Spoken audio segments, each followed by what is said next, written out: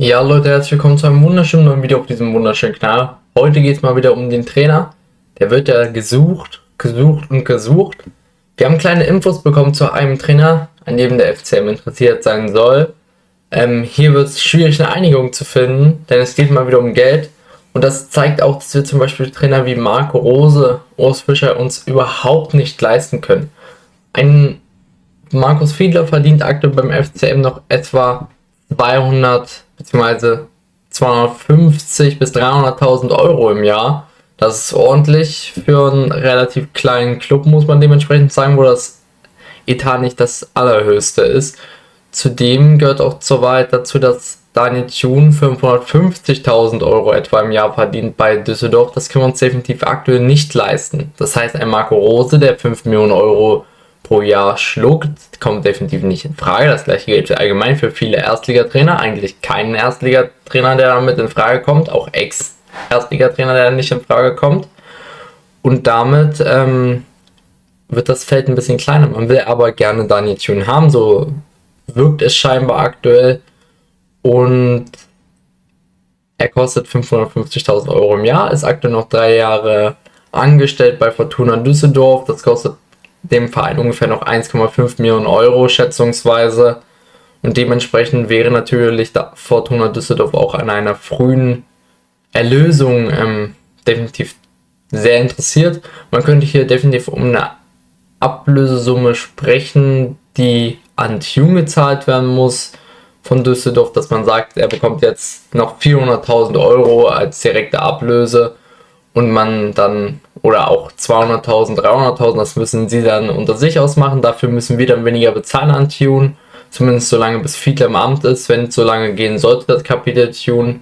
Eins ist auch klar, wir können uns dann danach definitiv keinen weiteren Trainer leisten. Das wäre nicht in unserem machbaren Bereich, das ist ein Fakt. Also es gibt sehr wahrscheinlich nur noch einen Trainer. Der muss funktionieren, und dann hätten wir, glaube ich, mit Thune meiner Meinung nach den besten für die Position aktuell. Wie gesagt, Thune soll nicht abgeneigt sein, soll sogar Bock drauf haben, das Ruder rumzureißen. Kann sich das gut vorstellen mit dem Kader. Es gibt keine bessere Situation für uns aktuell, vor allem wenn Fortuna da noch mitspielt. Und es gibt keinen Grund eigentlich, warum Fortuna nicht mitspielen sollte. Weil für die ist das auch verdammt viel Geld, wenn man dann 1,5 Millionen Euro wegschmeißt, auf gut Deutsch. Aber um dann nochmal ein bisschen das Trainerprofil anzugucken von Daniel Thune, gucken wir auch in seine ganzen Stationen rein. Das haben wir vorher nicht gemacht, da haben wir nur eine kurze Analyse immer gemacht von den Trainern. Dann haben wir hier nämlich Daniel Thune. Zweite Bundesliga hat er insgesamt 188 Spiele gemacht, Punkte 300 insgesamt, gesammelt ist ein 1,6er Punkteschnitt. Das wäre für uns aktuell der Klassenerhalt, das muss man klar so sagen. Sogar ein guter Klassenerhalt mit 45, 46, 47 Punkten. Dritte Liga, dann 1,6 Punkte, auch ähnlich wie hier, hat aber auch weniger trainiert, muss man dementsprechend sagen. Und dann den Rest können wir ein bisschen ignorieren, hat dann natürlich in der Relegation leider ein bisschen mit Düsseldorf knapp es nicht geschafft. Spielsystem passt ja, wie gesagt, und ist auch relativ lange im Durchschnitt Trainer gewesen. Vor allem, wenn man nur auf die Profistation guckt. 3 Jahre Osnabrück, dann 1 Jahr Hamburg, beziehungsweise ein halbes oder ein Dreiviertel, so wie man es nehmen will, war aber 31 Spiele, also man kann schon sagen 1 Jahr. Düsseldorf dann natürlich 5 Jahre, beziehungsweise 6, 5,5, so in der Art etwa kann man das sagen. Von Saisons her, hat bei Osnabrück angefangen, war hier 13. das erste Mal.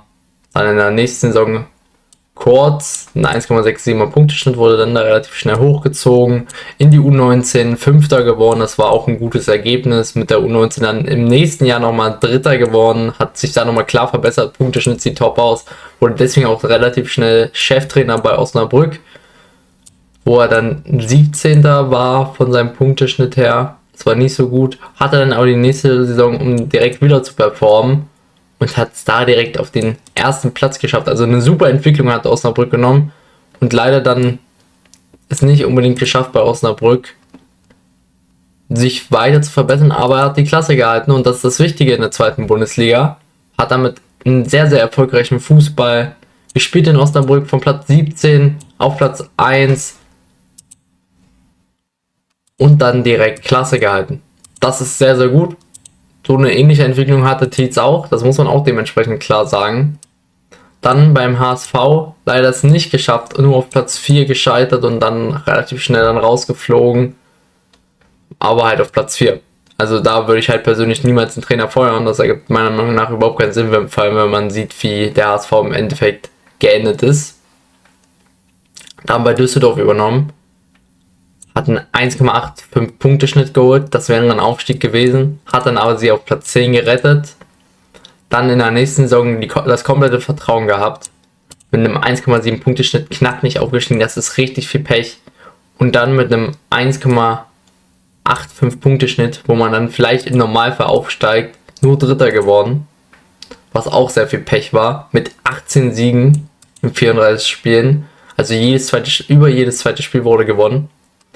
Eine Relegation zweiter Bundesliga leider gescheitert, knapp, nach einem sehr guten ersten Spiel, vor allem dann nächste Saison mit Düsseldorf wieder mit großen Ambitionen reingestartet, dann nur Sechster geworden, die schlechteste Platzierung unter Tune, mit einem 1,6 Punkteschnitt, was immer noch gut ist.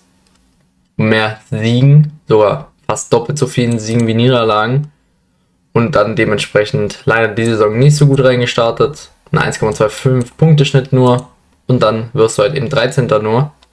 Aber das ist tatsächlich kein schlechtes Trainerprofil und wenn man ihn bekommt, das wäre wirklich top für mich, meiner Meinung nach. Wir können uns auch mal Bilanz gegen Vereine angucken. Ich würde gerne mal hier Magdeburg haben, genau. Denn die ist auch ganz erfolgreich. Mit 9 Spielen, 5 Siegen, 4 Niederlagen. Es gab noch nie einen Unentschieden. Ist also auch jemand, der den Tietz-Fußball immer relativ gut stoppen konnte. Zuletzt eher weniger. Aber am Anfang auf jeden Fall war es eigentlich so ein Verein, wo man gesagt hat, ja, gegen Düsseldorf kannst du eigentlich gar nicht gewinnen. Muss man so sagen, wie es ist. Und hat es da ganz gut gemacht. Ich glaube, das erfolgreichste, mal gucken, war gegen Braunschweig. Okay, 2,56 Punkte Schnitt ist verrückt. Also Braunschweig hat da scheinbar ein ganz gutes Händchen gehabt. Auch gegen Karlsruhe war das nicht so schlecht. Cottbus immer gewonnen, Ulm immer gewonnen. Hat da einige Vereine gehabt, wo er dann ganz gut abgeschlossen hat. Aber das ist aktuell, das sind die Informationen. Wie gesagt, aktuell ein bisschen zu teuer für uns. Wäre dann möglich, wenn Düsseldorf uns ein bisschen entgegenkommt. Eure Meinung sich da gerne wieder in den Kommentaren. Lasst ein Like und ein Abo da, würde mich sehr freuen. Und damit, ciao Leute.